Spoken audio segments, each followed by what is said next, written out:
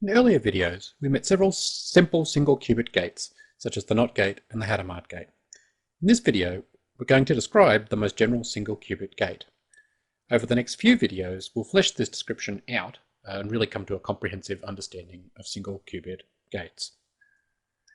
Okay, let me remind you of the gates we have already met in their matrix representation. So there was the NOT gate, which had the matrix representation 0, 1, 1, 0. And there was the Hadamard gate, which had the matrix representation 1 over root 2, 1, 1, 1, minus 1.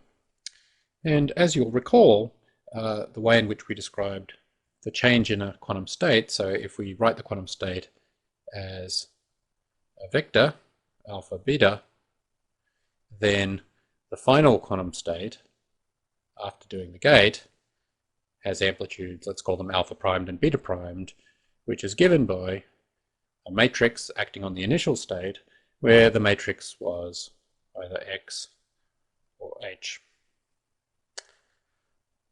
Okay, and those two gates are both described in that way, and in fact a general single qubit gate is described in a very similar sort of a way. Let me just write this down here. General single qubit gate. Same kind of transformation, so it's a linear relationship between the input state and the output state.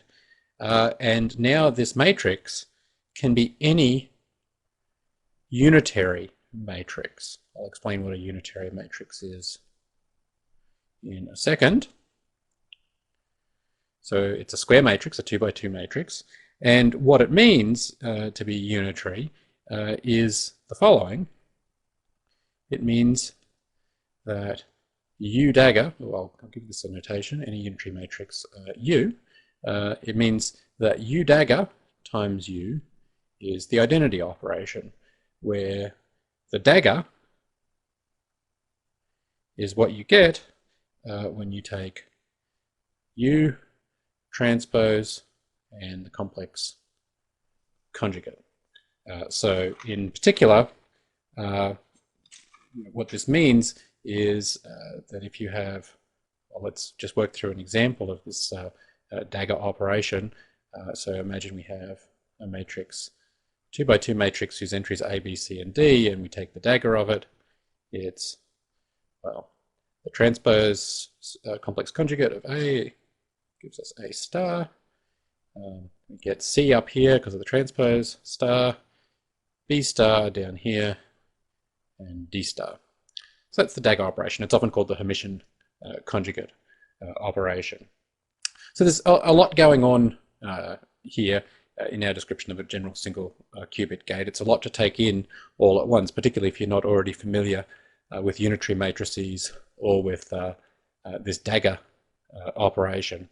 I want you to concentrate, though, on the key fact for this lecture, for this video, and that is that quantum gates are just represented by unitary actions, i.e. by unitary matrices acting on the input state. So this equation here, the output is related to the input by a unitary matrix. That's really the key fact.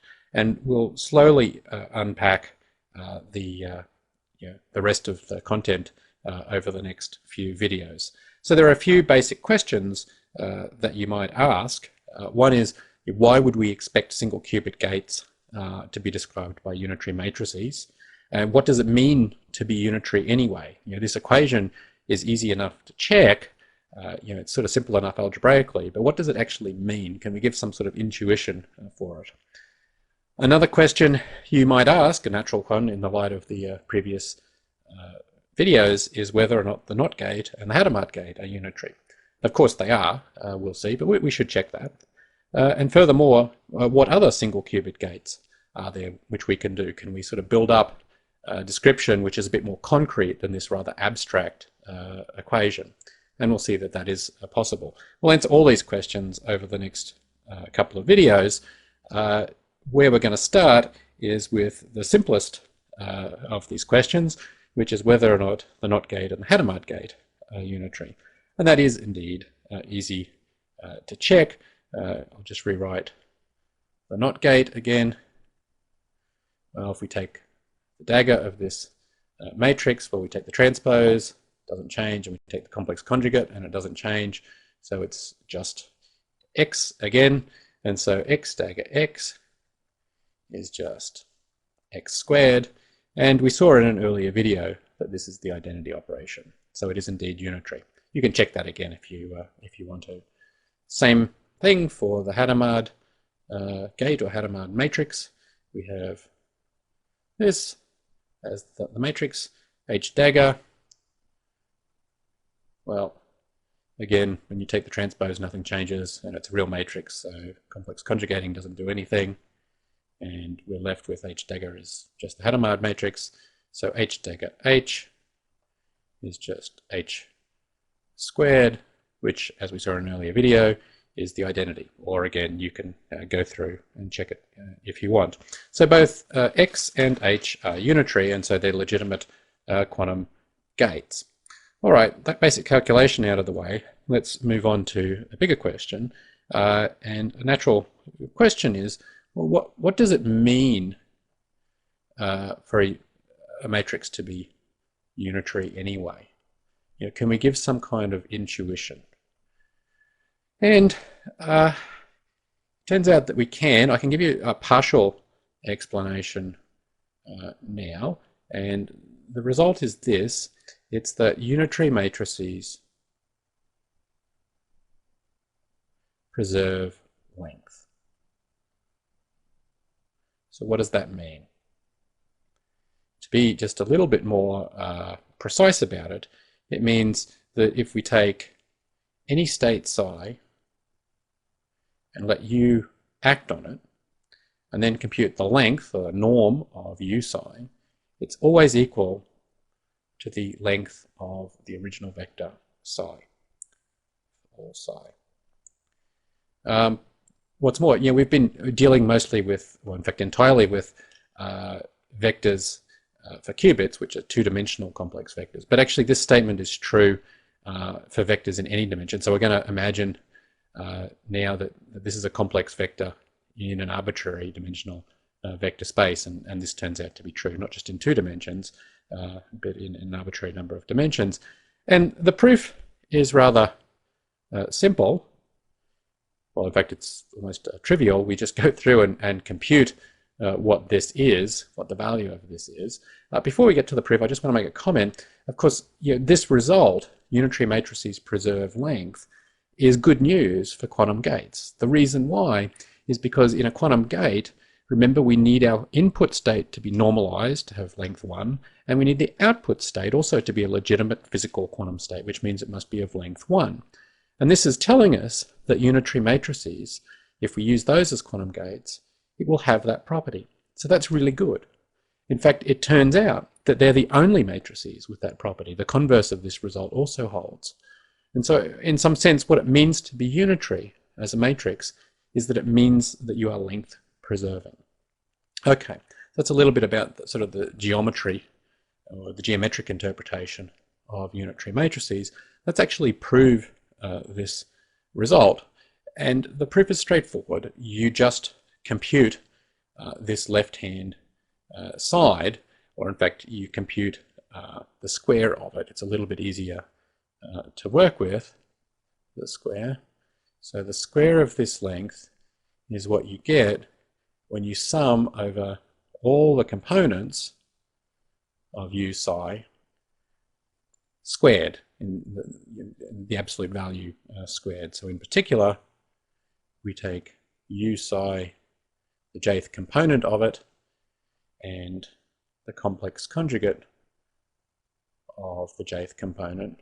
So just for convenience, I've dropped the full ket notation and just looking at the just using psi alone without the ket around it. And let's work through, basically just substitute and see what happens. And when we can, we'll apply the fact that u is unitary. So in particular, well, what's the jth component of u psi?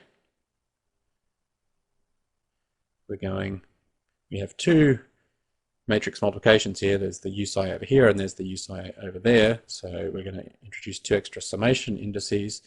And what we have here is u j k psi k, the complex conjugate of this. So we sum over k, and that gives us this component here.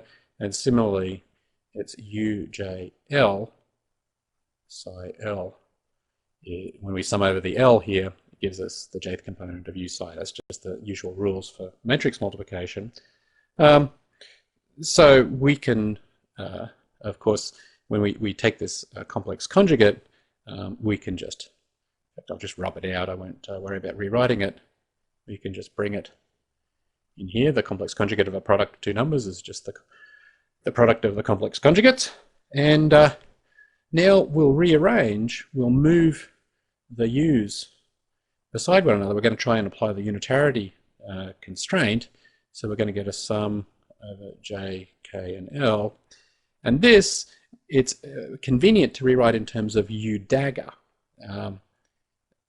So we can apply the unitarity constraint. So if we apply it in terms of u dagger, well, these two indices get moved around. So it's u dagger kj times ujl psi k star psi l. So the only place that the j index appears anywhere in this equation is in these two terms. So we can do the sum out, and we use the unitarity to see that this is just delta k l. Excuse me, delta k l. It's the k-lth entry of the identity matrix times psi k star psi l. So when we sum, the only time this entry is non-zero is when k is equal to l, so we can get rid of one of the summation terms, and we get psi k star psi k, which of course is just equal to the norm of psi squared. So the norm of u psi squared is equal to the norm of psi squared, and therefore the norm of u psi must be equal to the norm of psi. That completes the proof of that result.